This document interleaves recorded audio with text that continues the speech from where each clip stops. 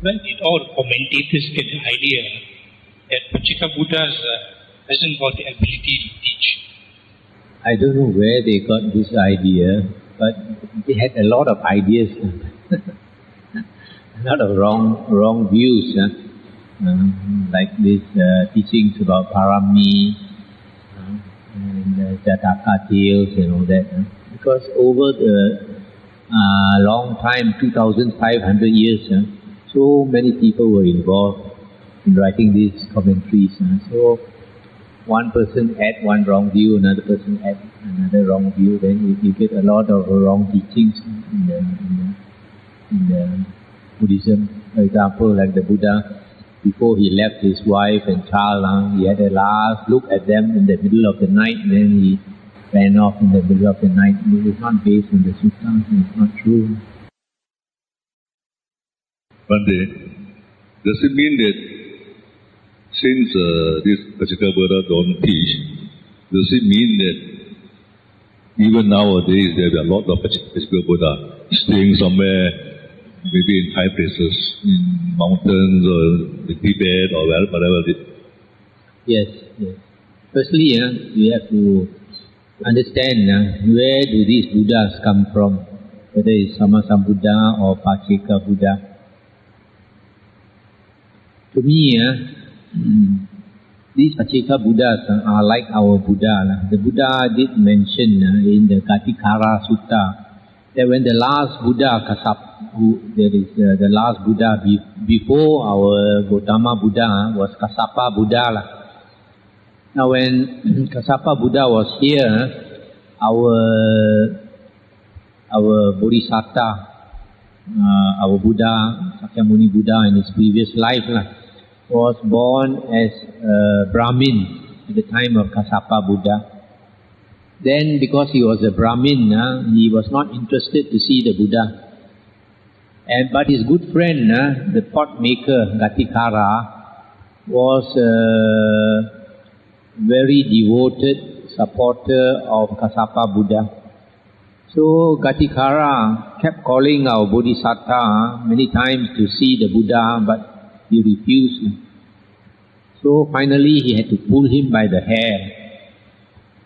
So our Bodhisatta had a shock. Why? Because Brahmin is a high caste person in India.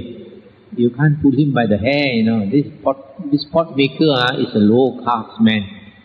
A low caste man, a pariah, to pull him by the hair, if he tells other Brahmins, probably this man will be killed. This is low caste potter. So our Bodhisatta had a shock and asked his friend, is it that important? In other words, is it so important for me to see your teacher that you risk your life? You risk being killed. So his friend said, yes, it is that important. And then only he went. And then when two of them went to see the Buddha Kassapa, our Gatikara, the pot maker, he paid deep respect to the Buddha, bowed to the Buddha and sat down. Whereas our Bodhisatta didn't refuse to pay respect and just say hello. Then he sat down. So our Gatikara, he told the Buddha Kassapa, he said, Bhagavan, this is my good friend, Jutipala, and he's a Brahmin. Please teach him some Dhamma out of compassion. Then the Buddha taught him some Dhamma. Just listening to that discourse of the Buddha, he must have entered the stream, become an Arya. Because after that, he decided to become a monk. How can a person of another religion just hear one discourse and want to become a monk? That means he understood the discourse, right? And if he understood the discourse, he would have entered the stream. So after he attained stream entry, then he became a monk under the Buddha Kassapa. Now when he became a monk under the Buddha Kassapa, he learned meditation and attained at least the first jhana. Why do we say he attained at least the first jhana? Because the Buddha said after that lifetime, he was reborn in the Tusita heaven. And after the Tusita heaven, he came down as Siddhartha Gautama. His last life, he was born as Siddhartha Gautama.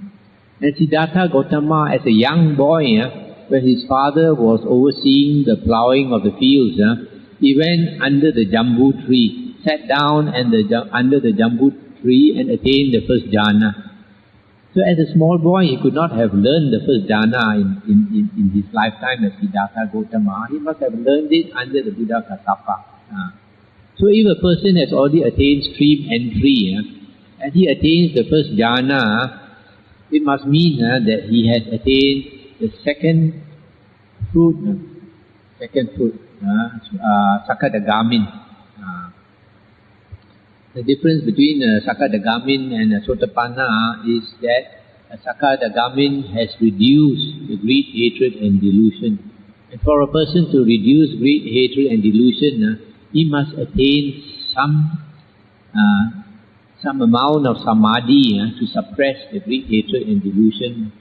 So the fact that he has attained the first jhana, to me, it means that he has attained Sakadagamin, second fruit.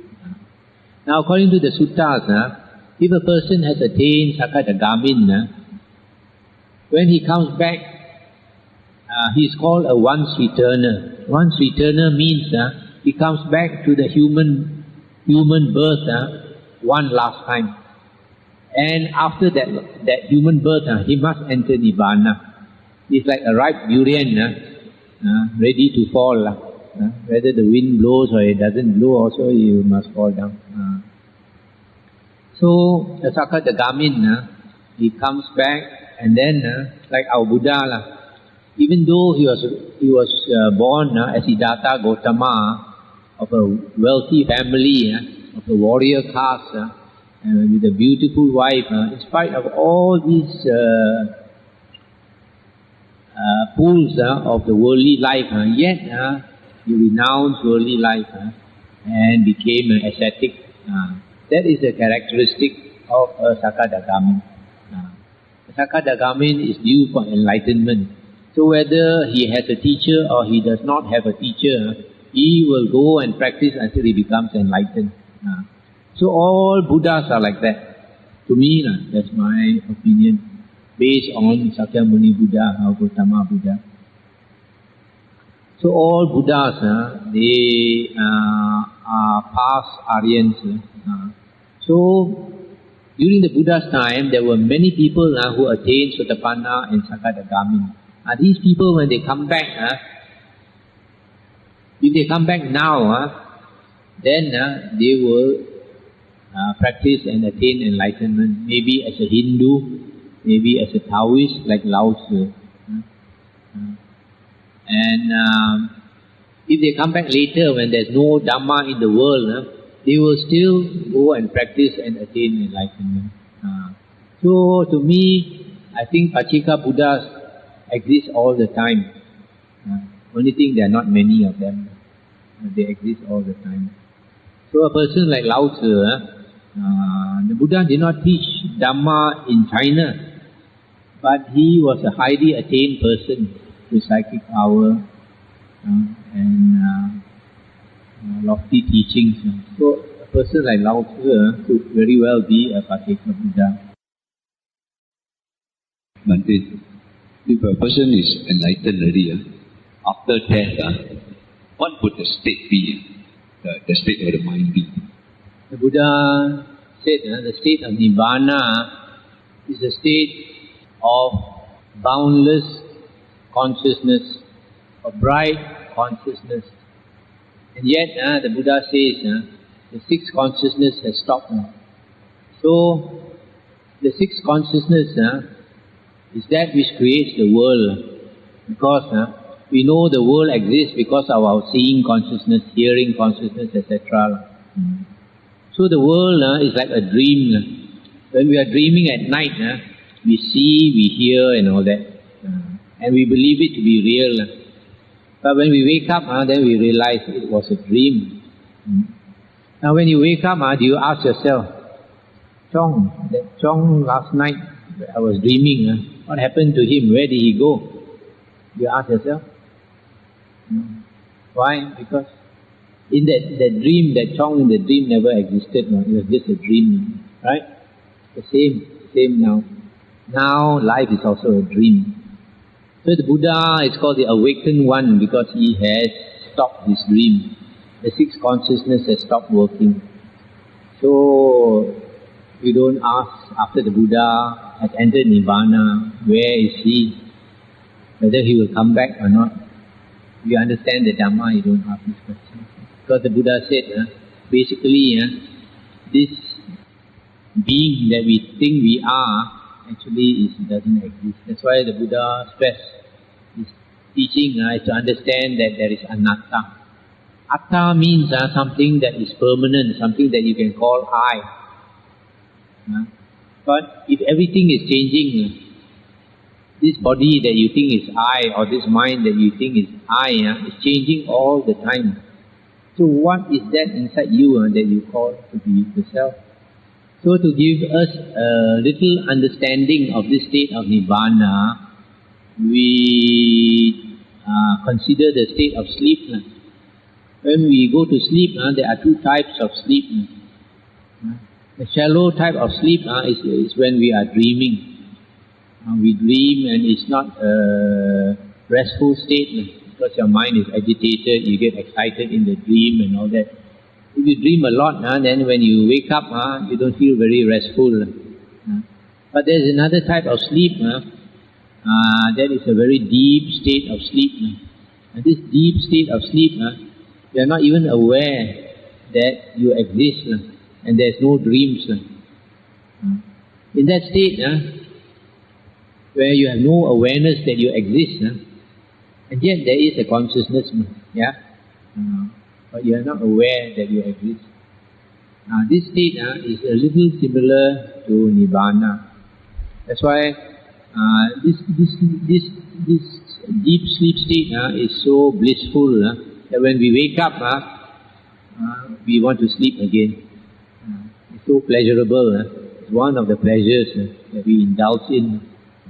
That's why the Buddha said, Nibbanang paramang sukhang. Nibbana is the highest bliss.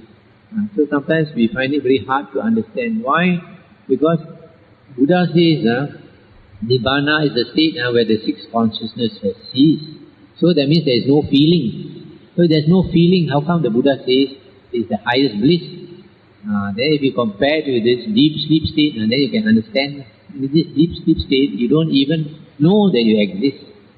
You don't even have a self. And yet when you wake up, you think that is the great bliss, great enjoyment.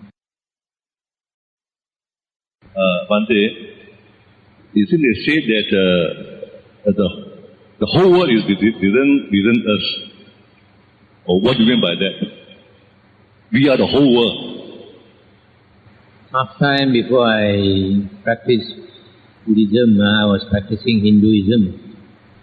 As there's one Indian holy man, he says, the ordinary person sees himself in the world. Enlightened person sees the world in himself. For a person to attain this state where the world is within you, the mind has to expand. The mind has to expand. Normally, you see, the less developed we are, the more restricted our consciousness. For example, you see a line of ants. You stand over the line of ants, you see them very busy carrying sand and all that. Then you say, hello, hello. Do they know? Do they know when you say hello to them? They don't know. Why? Because their world is very limited, right? Their consciousness is very limited. So, human beings, maybe our range of consciousness is more. When we look into the distance, can we see indefinitely? No. Even our vision is limited to a certain extent. You look as far as you can, you can see a certain distance. Then you want to see further, what do? You use a telescope, isn't it? And then you can see further. So, these holy men, they cultivate their minds until they attain these states, what they call arupa jhana, states of formless jhana.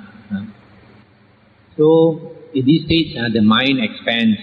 mind expands. The lowest one is the base of boundless space, and the second one is the base of boundless consciousness, and the base of nothingness, and then the base of neither perception nor non-perception.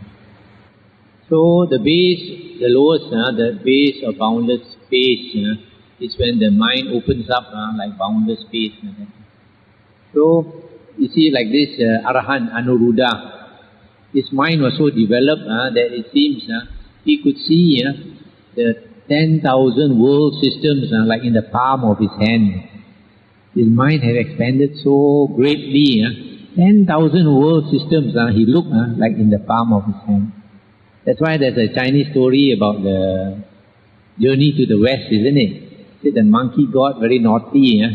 Then the Buddha wanted to tame him, asked him how far he can jump. He jumped flew as far as he could. He thought it was very great. Then the Buddha said, "You haven't jumped in between my two fingers." So a person's mind has to develop and become like boundless space. So like the Buddha, his psychic power is so great. His consciousness expanded to many world systems. That's why he's aware that the stars that we see, the Buddha said every star is one world system. And then the Buddha said the smallest gathering of these stars is called a 1,000-fold small world system. That means 1,000 stars. And nowadays science calls it what? Galaxy. Then because the Buddha's consciousness is expanded so great, he could see the 1,000 of these galaxies is another system. The Buddha calls it the 1,000-fold middle world system. And then again clusters of these middle world systems, another 1,000 of these cluster of middle world system, the Buddha calls 1,000 great world system. So that shows the Buddha's consciousness expanded so much that he can see all these stars, cluster of stars. So when a person has mind has grown so boundless, then he can say the world is inside of him. During the times of Buddha, people listened to the Buddha and many of them became surrenderers. That is during the times of Buddha. Can I presume that in modern times, people who embodies the Dhamma, who teaches the true Dhamma, and we listen to them, it's also possible to become surrenderers? Yes, definitely. Because people, if we go by statistics, people are the same all the time. The only reason why nowadays there is no many arahants like during the Buddha's time is because somebody like the Buddha with great psychic power is not around. You see, when the Buddha first started preaching, he sought out certain people to teach the Dhamma. And who were these people that he sought out? We know from the suttas that the Buddha said for a person to become an arahant, he must attain jhana. So it is most likely that the first disciples of the Buddha that the Buddha chose were those people who had attained jhana either in this lifetime or in their previous human existence. So the Buddha purposely went to such people, like the first 5 disciples of his, the 5 monks. Because the Buddha had attained jhana, he must have taught his 5 disciples jhana also. So when he preached to these 5 disciples, he never asked them to meditate. He just asked them to sit down and listen carefully. I will teach you the Dhamma, he said. So they listened to him, and over a period of a few days, all 5 of them attained arahanthood. Then later, the 6th disciple he went to look for was a man by the name of Yasa, a young man from a very rich family. And this Yasa, being a young man from a rich family. He had at least 4 wives. And the Buddha make him come in the middle of the night, come to the Buddha in the forest. And then the Buddha taught him the Dhamma. Listening to the Dhamma the first time, he attained stream entry. The next morning his father was worried for him. His parents thought whatever happened to him. Then his father went looking for him until finally came to the forest where the Buddha was. And the Buddha asked him to sit down and preach the same discourse to him, basically about the 4 noble truths. And the father, listening it the first time, also became a stream enterer. But Yasa, listening to the same discourse a second time, attained arahanthood. An ordinary person, if he has not attained jhana, if he listens to the discourse of the Buddha, he can never become an arahant. Only a person who has attained jhana. So because the Buddha was around, he purposely sought out these people who had jhana. And when he preached the Dhamma to them, they became arahant. So because the Buddha is not around nowadays, there still are people around who have attained jhana in their previous life. But because the Buddha is not around to preach the Dhamma to them, so some of them might be American or German or something, and they don't have the chance to listen to the Dhamma, then they don't become an arahant. But other people, if we take the trouble to study the suttas or listen to Dhamma based on the suttas, we can become a sotapanna if only we take the trouble to listen again and again and again. The problem is nowadays people are lazy. So they say, cannot during the Buddha's time, people had a lot of parami and all that. No such thing. During the Buddha's time, there were many people even who scolded the Buddha. They followed external ascetics who were teaching rubbish, and then they say, ho liao, ho liao.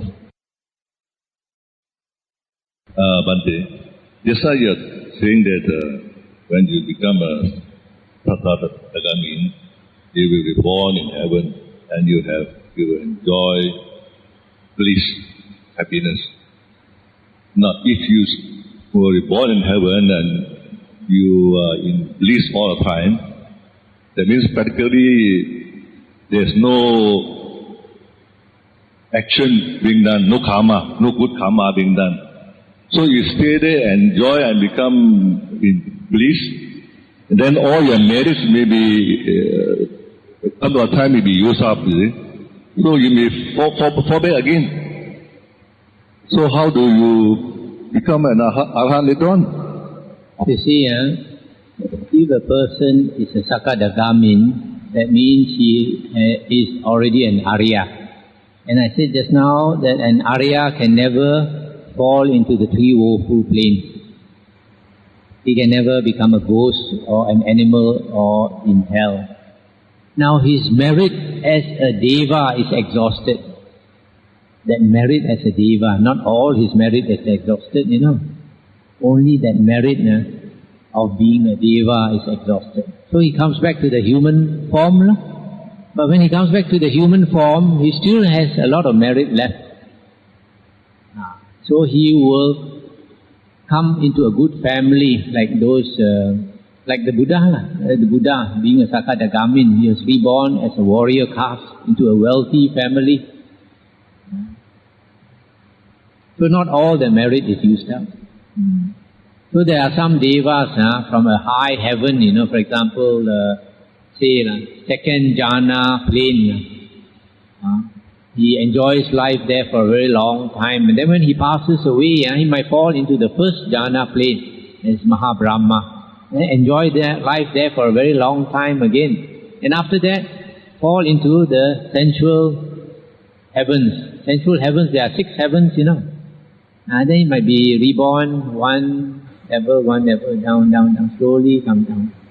It doesn't mean he uses up all his merit. That merit that enabled him to live in that heaven is used up. So he must come into a lower heaven. So for Sakadagamin, from the heavenly plane, he comes down as a human being. Still got a lot of merit. Can you please explain a little bit about Buddha's thoughts on suicide and rebirth and why people commit? Okay, why people commit suicide? People commit suicide because they are experiencing a lot of dukkha. Okay, and they experience dukkha could be due to bad karma. For example, somebody who is not filial to the parents, and after the parents pass away, he is full of remorse. So he gets into states of deep depression, and becomes suicidal. Then another type of person is like a businessman. This man has been very worldly, enjoy life, and then his business collapses. And because he has been too worldly, he has not created much good karma. Okay. He has not created good karma, so he has used up his good karma to enjoying life. So now he is due to be reborn in the woeful planes. So because he does not have the good karma to support him, for example, charity or keeping the precepts, so when he becomes bankrupt, he decides to jump from the top of the 20-story building or something like that. Now when this person jumps, he is in a state of depression, and his mind is very agitated. So his last moments are full of sorrow and agitation. Suicide, they are likely to be reborn as a ghost. And you stay there until, if they have some good karma to bring them back to the human plane, later they'll come back.